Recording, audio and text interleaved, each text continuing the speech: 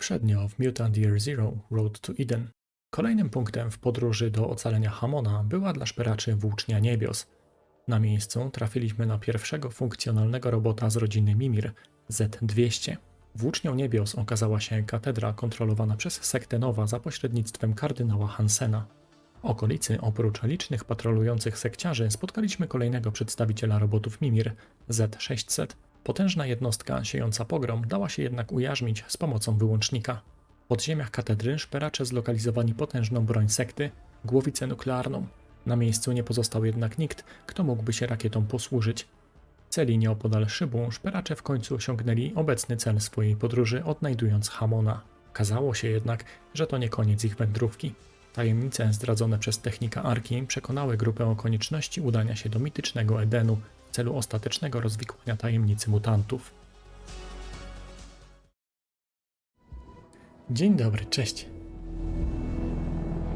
Ja mam na imię Szymon i witam was na kanale Gram do Kawy.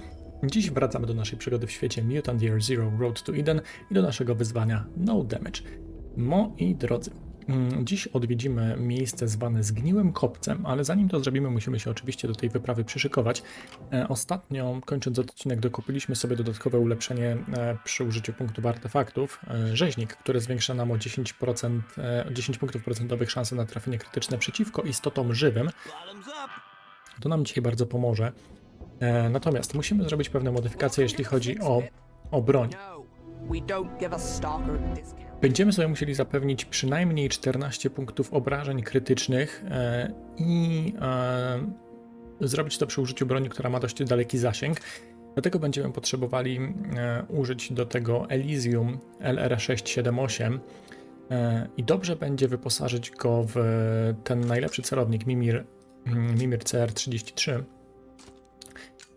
Dlatego tak też zrobimy, a ten celownik czerwone oko na razie założymy na naszą snajperkę GJR 666. Teraz mamy 30% bazowej szansy na krytykala, co zdecydowanie wystarczy. Tej broni będzie nam używać dzisiaj parą, bo to właśnie ona będzie musiała solidne obrażenia krytyczne nam dzisiaj zadać.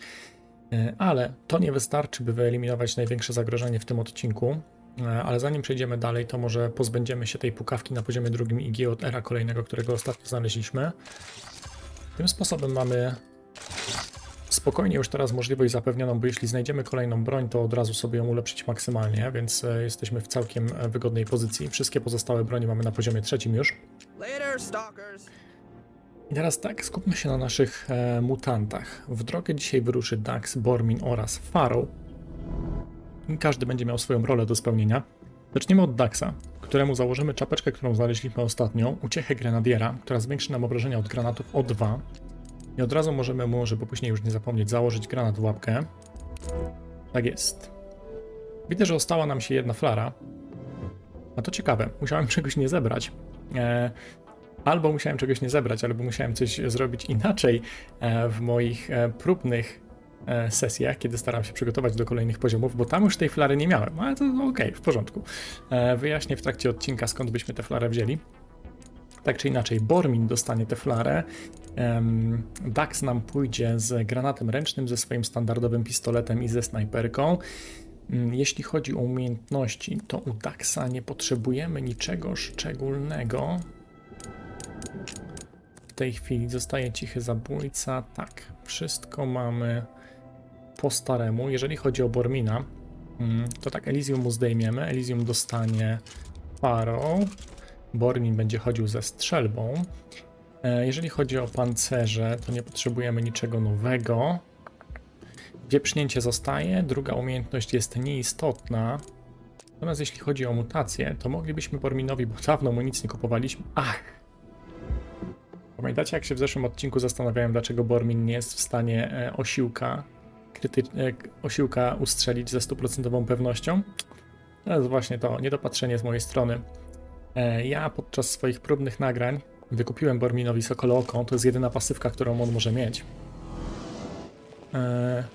I w związku z tym miałem ją dostępną, więc Bormin był w stanie ze 100% pewnością strzelić z tej kratki z tyłu w osiłka. Przegapiłem to i dobrze się stało, że nie uruchomiliśmy tego Mimira Z600, bo byśmy się wkopali nieźle Okej, dobra, możemy mu też wykupić pozostałe mutacje. Nie ma to już na tym etapie żadnego znaczenia. Mamy trupojada. Zjedz czyjeś trupo, żeby przywrócić punkty zdrowia. Przy naszym wyzwaniu nie ma to większego sensu, natomiast to chyba jest jakieś wyzwanie z tym związane do odblokowania, więc jeśli ktoś poluje na achievementy, to jak najbardziej polecam. Jest też chmura zarodników. Gdy otrzymujesz obrażenia, wydobywa się dym, który oczywiście zaraża innych, więc no, w naszym przypadku nie ma to większego znaczenia, ale jest coś takiego dostępne. Możemy już też zacząć zwiększać mu statystyki. W przypadku Daxa wszystkie umiejętności już mamy wykupione, więc również możemy się skupiać na statystykach. U Pharaoh sytuacja ma się trochę inaczej, ale u niej jeszcze punktów nie wydaje, bo nie wiem, czy na przykład super ścięgna by się nam do czegoś nie przydały, więc na razie żabia łódka też oczywiście mogą być przydatne, ale jeszcze tego nie wiem, więc sobie na razie odpuszczam. Wracając do ekwipunku, Bormina już mamy także omówionego, on ma flarę chemiczną, zostaje nam Pharaoh. Pharaoh będzie miała tego Elysium. Bazowa szansa na obrażenia krytyczne 50, ponieważ ma 2 ulepszenia statystyk do tego, więc to mamy zapewnione. Jeśli chodzi o umiejętności, to będą nam potrzebne skrzydła ćmy i będzie nam potrzebny Gunslinger, rewolwerowiec. W przypadku Daxa będziemy potrzebowali wyłącznika, chyba że wyłącznik sobie zastosujemy używając Pharaoh. Jeśli byśmy to zrobili dobrze, dlaczego ona cały czas ma te likwidacje do naładowania? Tego nie wiem, będziemy to musieli sprawdzić, bo tutaj coś jest nie tak. Ja mam wrażenie, że tutaj jest jakiś cooldown, tylko coś się zbagowało. Takie odnoszę wrażenie. Ewentualnie moglibyśmy się tym aż tak bardzo nie przejmować. I na przykład wziąć sobie jakiś granat EMP. Tych granatów EMP tutaj mamy 1, 2, 3, 4. A w sklepie Iridii jest ich jeszcze 7. Dobra, myślę, że na jeden możemy sobie pozwolić. Just to be on the safe side. I zamiast tego wyłącznika, bo troszeczkę inaczej to rozegrałem niż na swoich próbnych sesjach, Pharaoh weźmie sobie granat EMP i będziemy w 100% bezpieczni. A myślę, że tyle, ile ich jeszcze mamy, to na spokojnie nam wystarczy już do końca gry. Do tej pory starałem się ich nie używać, ale widzę, że spokojnie nam ich wystarczy raczej do końca gry. Mamy ich chyba ponad 10, więc na luzie. Dobrze. Co dalej? To chyba wszystko, co moglibyśmy sobie tutaj przygotować. Pora ruszyć do akcji. Tak, wydaje mi się, że tak. Więc, moi drodzy, tak jak wspomniałem wcześniej, udajemy się do zgniłego kopca i zobaczymy, co tam na nas czeka.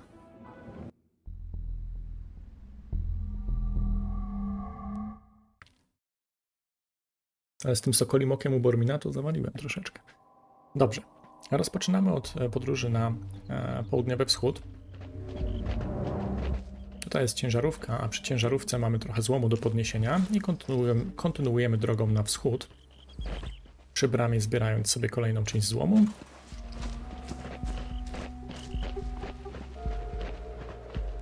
I thought I'd seen some weird stuff on this trip, but a giant machine sitting in a lake takes the cake.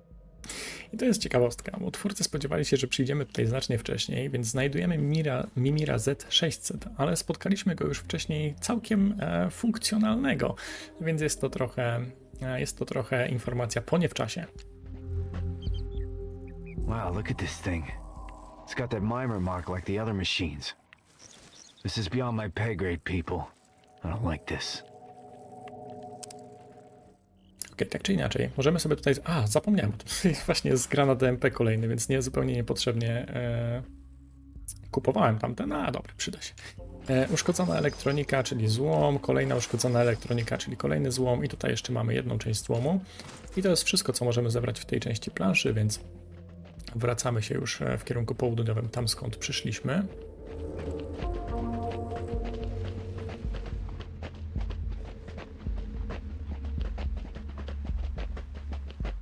Teraz jak spojrzymy na planszę, to mamy tutaj jedno miejsce, którego jeszcze nie odwiedziliśmy, które nie jest nam znane, więc sobie je od razu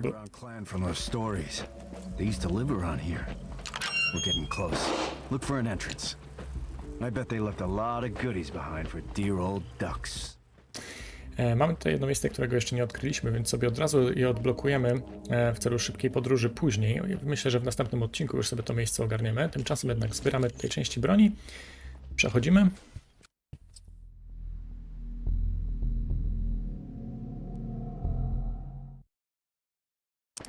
I właściwie możemy od razu wracać.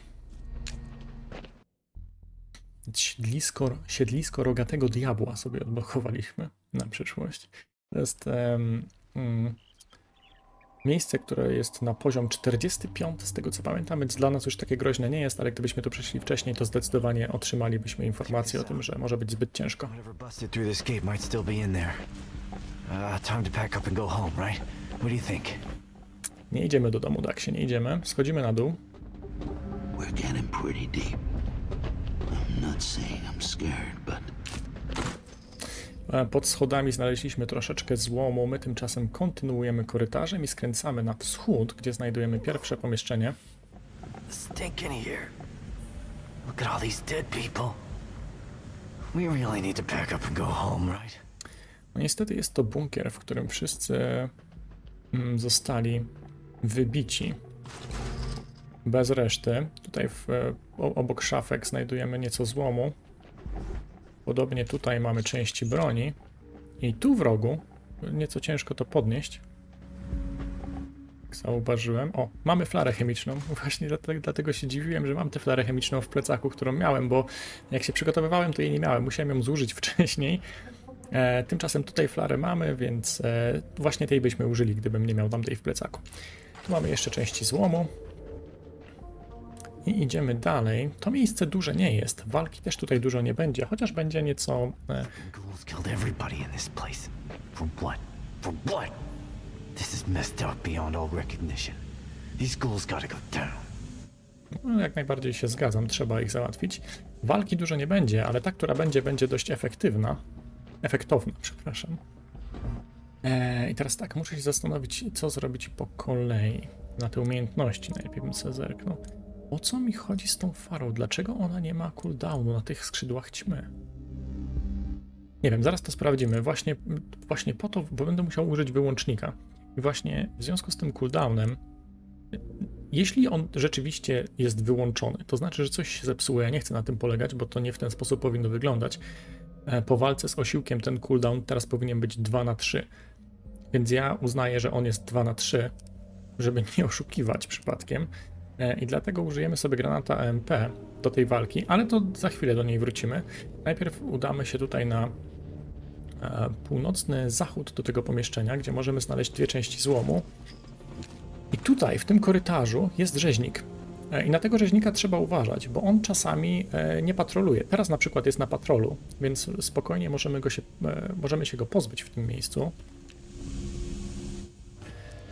Ale zaraz wam pokażę, gdzie jest jego...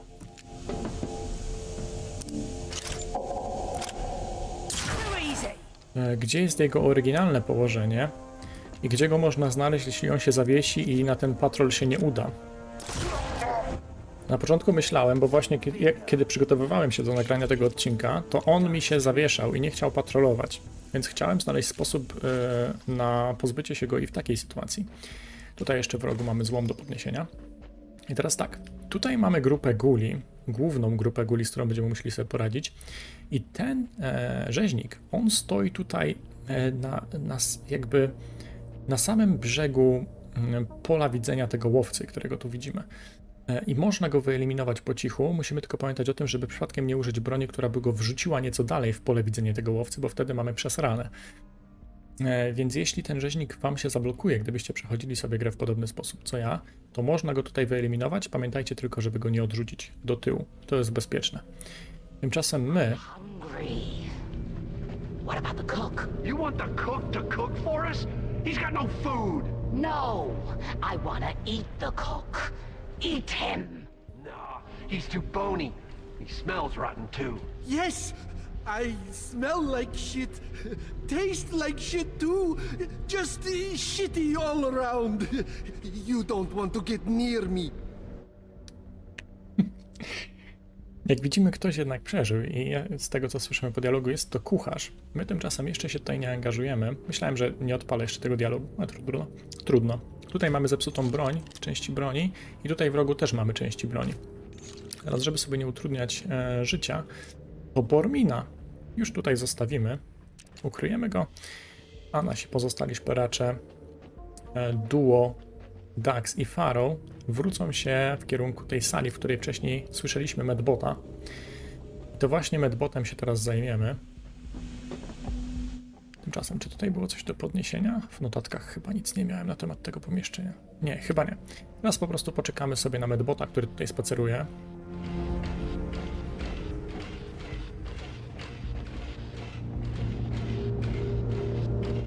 Okej. Możemy zacząć starcie, on nas nawet nie zauważył, o dziwo. Ale tak jak mówiłem, zostajemy po bezpiecznej stronie i użyjemy sobie po prostu tego granatu MP. A, zaraz zwrócę uwagę na ten licznik na tych skrzydłach ćmy, bo on nie powinien być wyzerowany. Tak samo jak u Daxa. Okej, i teraz już po cichutku możemy sobie tego Medbota wykończyć. Ignorujemy Bormina. Tak, on jest zresetowany u Pharaoh. To jest jakiś bug. Tak nie powinno być. Więc dobrze, że zwróciłem na to uwagę. Nie chciałbym zrobić czegoś, na czym nie można polegać. Natomiast na spokojnie, bronią cichą, w 3 kolejkach powinniśmy sobie poradzić z Medbotem. I'm the hero, you're the zero. Akurat się udało nawet strzałem krytycznym go wykończyć. I teraz tak, tutaj mamy do podniesienia nieco złomu, z Medbota części broni. Tu mamy też złom i tutaj w rogu mamy notatkę do zbadania. Dzień 115 życia w bunkrze. Od miesięcy nie widzieliśmy światła słonecznego. U niektórych członków grupy można już zauważyć oznaki niedoboru witaminy D. Brakuje im energii, zarówno fizycznej, jak i psychicznej, do wykonywania codziennych czynności, których postanowiliśmy nie porzucać. Często dochodzi do kłótni, a niektóre z nich prowadzą do przemocy.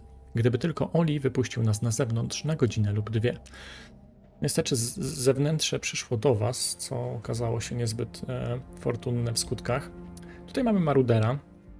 Teraz zarówno Bormin, jak i Pharaoh Pharaoh by już miała te skrzydła ćmy zresetowane, więc już teraz jesteśmy tak jak trzeba ze wszystkim. U Daxa nam się zresetowały skrzydła ćmy i wyłącznik. Nie będziemy ich używać, ale dobrze wiedzieć, że są zresetowane.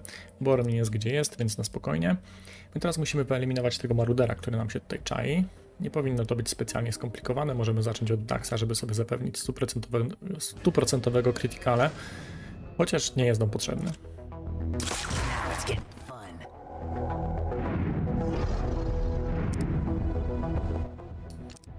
Teraz się zastanawiam, czy... Przez chwilę pomyślałem, że mi Dax zablokował przejście. To by była wtopa, ale tak się nie stało. Say my name, Jizwipe. It's Pharaoh. Okej, i to jest wszystko, co mogliśmy zrobić do tej pory. Teraz, żeby ruszyć dalej, musimy się skutecznie przygotować. That's no ghoul. He must be the sole survivor. Tak, to jest dokładnie ten kucharz, który wcześniej przemawiał. Natomiast z rzeźnika podnosimy części broni. Tutaj w rogu też były części broni. Tutaj jeszcze mamy złom do podniesienia. I teraz zagramy sobie w małą grę na poczekanie, bo u góry tutaj jest łowca i my chcemy, żeby ten łowca był tam, gdzie stoi, tylko nie chcę na razie wychodzić na górę, bo nie wiem, kiedy on się ruszy. Więc ja poczekam, aż on znowu przyjdzie tutaj i zacznie się oddalać i wtedy wejdziemy do góry i będziemy się szykować do starcia. No i bym zaliczył wtopę, czekając, zapomniałem, że muszę o jeszcze jedną rzecz zadbać, a łowca się właśnie ruszył w tamtą stronę. Niestety przeteleportowała mi się tutaj pozostała część ekipy. Muszę użyć Bormina i rzucić tę flarę, w którą się wyposażyliśmy. Przy okazji możemy omówić to, co tutaj widzimy na dole. Mamy 3 przeciwników, łowcę, szamana i piromana. Wszyscy mają 24 punkty życia, więc dość solidni przeciwnicy, tym bardziej, że musimy ich wszystkich wyeliminować w tym samym czasie. Da się to zrobić, ale właśnie do tego jest nam potrzebna ta flara. która zredukuje nam zredukuje nam jedną z kar, którą dostaniemy do trafienia, więc rzucamy sobie tę flarę. To jest na szczęście akcja cicha, jak już wiemy, i możemy spokojnie walkę zakończyć. I teraz tego Bormina ustawimy sobie tutaj, tu gdzie stał. Ok. A pozostali wrócą nam tam, gdzie przed chwilą byli.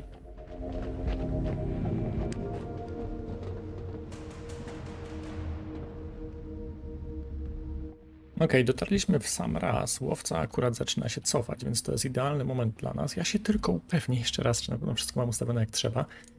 Daxowi jest potrzebny granat. Bormin stoi gdzie stoi, ma wieprznięcie, a Pharaoh ma Gunslingera i ma Elysium, więc wszystko jest tak, jak powinno być. Ok, możemy się zatem wspinać. I teraz Daxem ukryje się tutaj przy szafce, zbierając złom, tylko poczekam, aż Pharaoh tu przybiegnie. O, wspięła się, nie pobiegła, zazwyczaj biegnie. Ok, ukrywamy Daxa, ukrywamy Pharaoh i wszystko możemy rozpocząć teraz Borminem.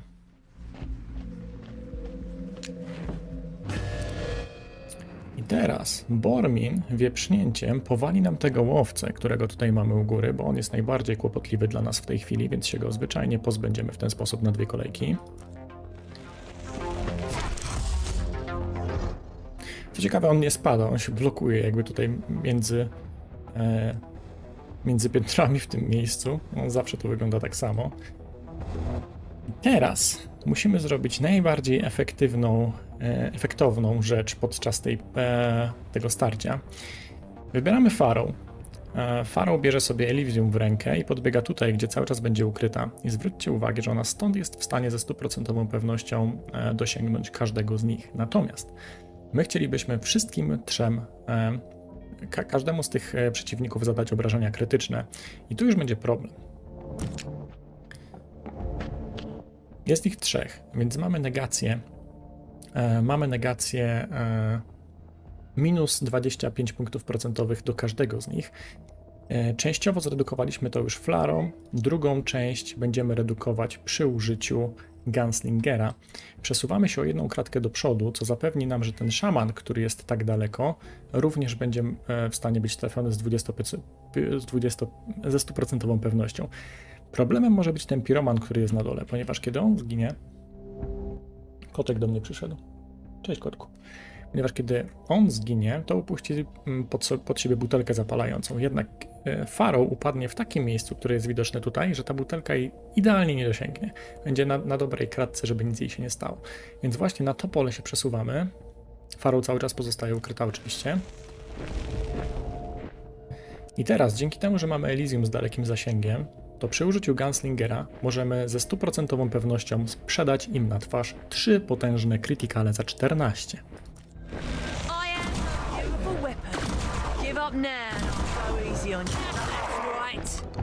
Pharaoh upadła tam, gdzie przewidzieliśmy, a Dax, dzięki swojemu kapelutkowi, który ma na głowie ubrany,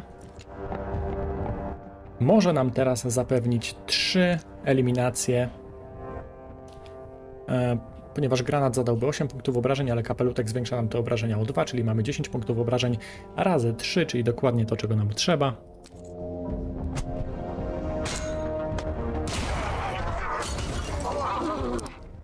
Ok, i jedyne co nam pozostaje to znokautowany łowca.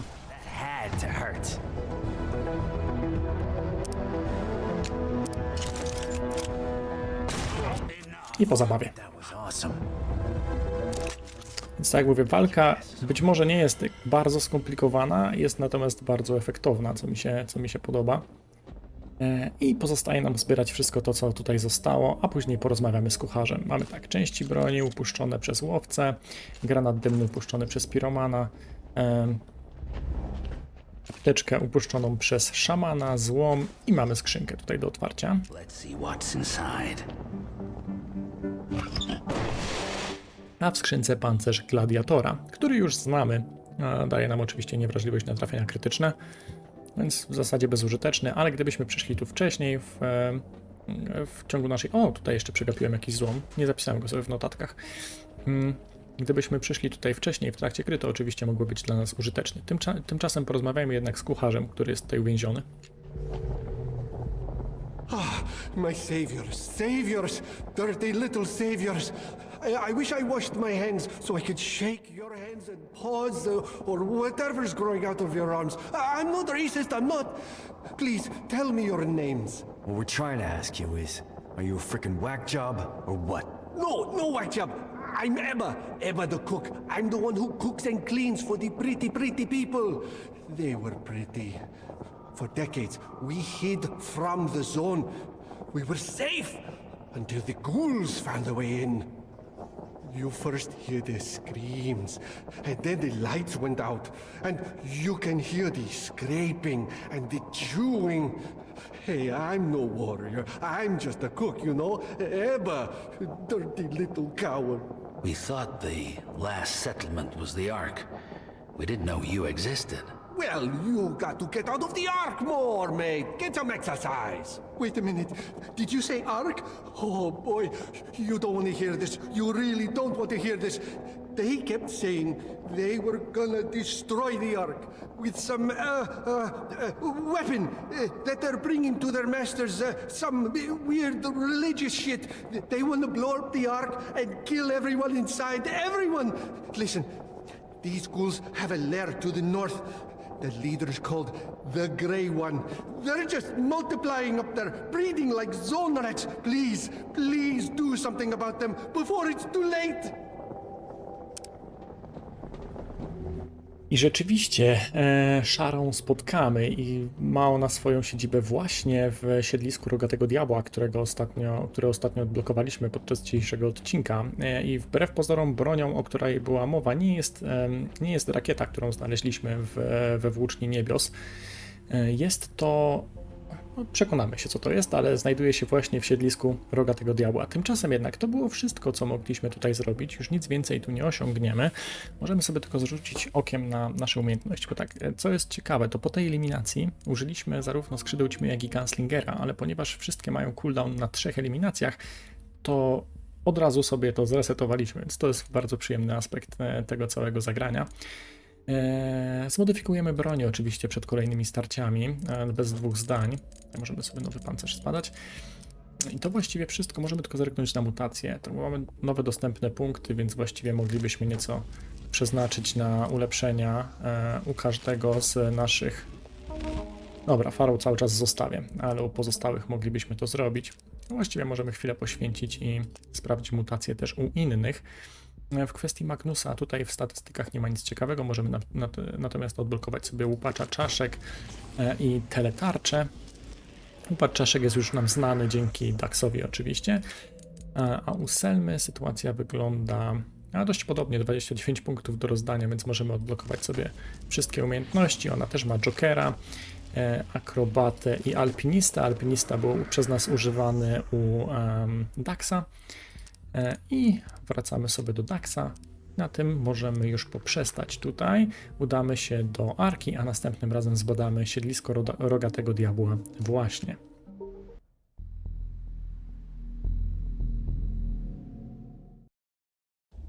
Nic szczególnego teraz nie mamy do zrobienia. Całą broń, którą mieliśmy do rozmontowania, to już rozmontowaliśmy. Wszystko, co mogliśmy ulepszyć, to już ulepszyliśmy. Mamy 168 części broni, więc bardzo dużo jesteśmy zabezpieczeni na przyszłość. Zdecydowanie.